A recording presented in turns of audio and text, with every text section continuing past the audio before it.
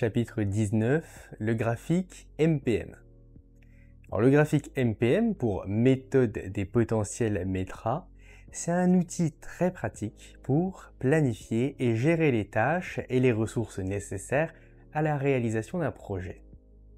Ça te permet de visualiser les relations entre les différentes activités, les délais et les contraintes du projet. Alors voilà comment ça marche. D'abord, tu listes toutes les tâches nécessaires pour compléter ton projet. Ensuite, tu estimes combien de temps chaque tâche va te prendre. Après, tu identifies les relations entre les tâches, c'est-à-dire quelles tâches doivent être terminées avant que d'autres puissent commencer. Tu dessines un réseau où chaque tâche représente un nœud et les flèches entre les nœuds montrent les dépendances entre les tâches. Chaque nœud comporte des informations sur la tâche comme le nom, la durée, les dates de début au plus tôt et au plus tard et les marges éventuelles. Tu calcules les dates au plus tôt et au plus tard. En partant du début du projet, tu calcules les dates au plus tôt pour chaque tâche et en partant de la date de fin du projet, tu calcules les dates au plus tard pour chaque tâche. Après, tu calcules des marges. Les marges, en fait, ça te montre combien de temps une tâche peut être retardée sans affecter la date de fin du projet. La marge totale, c'est la différence entre les dates au plus tard et les dates au plus tôt. Et la marge libre, c'est le temps qu'une tâche peut être retardée sans retarder la date de début au plus tôt de la tâche suivante. Et enfin, tu identifies le chemin critique, c'est-à-dire la séquence de tâches qui détermine la durée totale du projet. Les tâches sur le chemin critique, elles n'ont aucune marge. Tout retard sur ces tâches retardera le projet en entier. Bon, pour te donner une idée, on va se prendre un gros exemple. Imagine un projet avec les tâches suivantes. La tâche A dure 3 jours. La tâche B dure 2 jours. Elle dépend de la fin de la tâche A. Donc il faut que tu aies fini A pour commencer B. La tâche C qui dure 4 jours, elle dépend aussi de la fin de A. Et la tâche D qui dure 2 jours dépend de la fin de B et de la fin de C. Donc il faut attendre que B et C aient fini pour commencer D. Hop hop hop! Si cette vidéo te plaît, sache qu'elle est issue de ma formation sur le DCG DSCG. Sur cette formation, tu y retrouves toutes les vidéos de tous les cours, mais aussi tous les cours en audio et en PDF. Et puis évidemment, tout est mis à jour régulièrement. Et puis c'est même pas tout. Tu vas y retrouver des vidéos bonus pour t'aider à préparer efficacement ton épreuve, des fiches de révision, des flashcards et un accès direct pour me contacter si tu as besoin d'aide. L'aide, ça peut être t'expliquer ou te réexpliquer un point du cours que tu n'as pas bien compris, aborder avec toi un sujet complémentaire qui n'est pas disponible en vidéo parce que tu veux approfondir un cas particulier par exemple, te guider dans ton planning de révision ou même analyser avec toi une correction d'exercice que tu n'arrives pas à comprendre. Alors si tu veux profiter de l'intégralité du cours et de tous les avantages qui vont avec, clique sur le premier lien en description et rejoins-moi. Allez, on retourne au cours maintenant. Et surtout, abonne-toi à la chaîne pour ne rater aucune vidéo. Avec les dates de début au plus tôt et au plus tard, ça donne ça.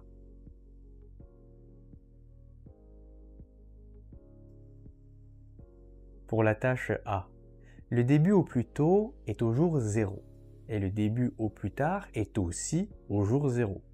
C'est normal parce que la tâche A, c'est celle qui débute le projet. Il n'y a rien avant, donc elle commence forcément au jour 0. Et donc, elle a une durée de 3 jours. À l'issue de la tâche A peut commencer la tâche B. Donc du coup, la tâche B va démarrer au plus tôt le 3e jour, une fois que la tâche A aura fini. Pour la date au plus tard, on va voir ça juste après. La tâche B, elle dure 2 jours. La tâche C, quant à elle, elle a aussi un début au plus tôt au jour 3, puisqu'il faut attendre la fin de A pour commencer C. La tâche D, elle débute au plus tôt au jour 7 parce qu'elle va attendre la fin de la tâche B et de la tâche C. Or, on sait que la tâche C, elle commence au plus tôt au jour 3 et qu'elle dure 4 jours. Et bien ça fait jour 7. Du coup, D commence au plus tôt jour 7.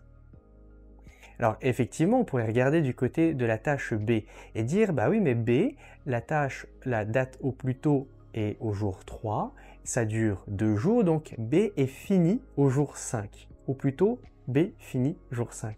Oui, sauf que pour que D commence, il faut attendre que B et C aient fini. Donc même si B a fini, il va falloir qu'on attende la fin de C.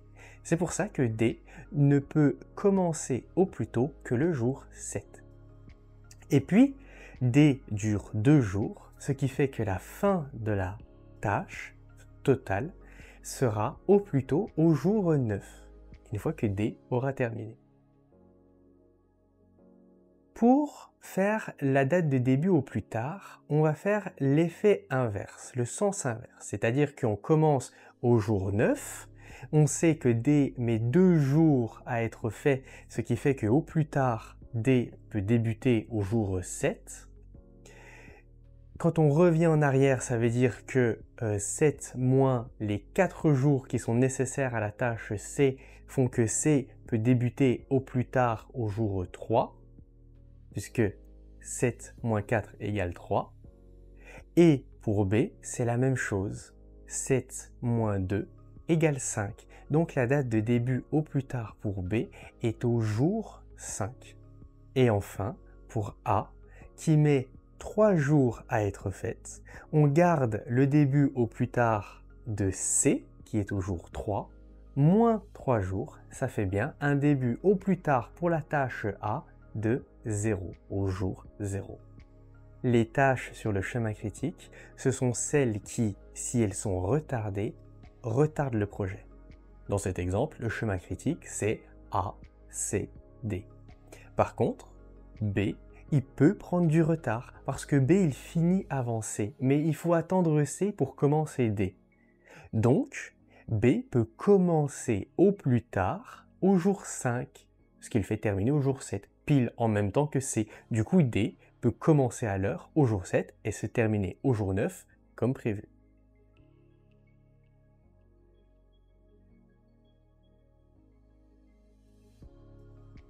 Alors maintenant, pour calculer la marge totale et la marge libre. La marge totale d'une tâche, c'est le temps supplémentaire dont dispose la tâche avant qu'elle ne retarde la date de fin du projet. C'est la différence entre les dates au plus tard et les dates au plus tôt. La marge libre d'une tâche, c'est le temps qu'une tâche peut être retardée sans retarder la date de début au plus tôt de la tâche suivante.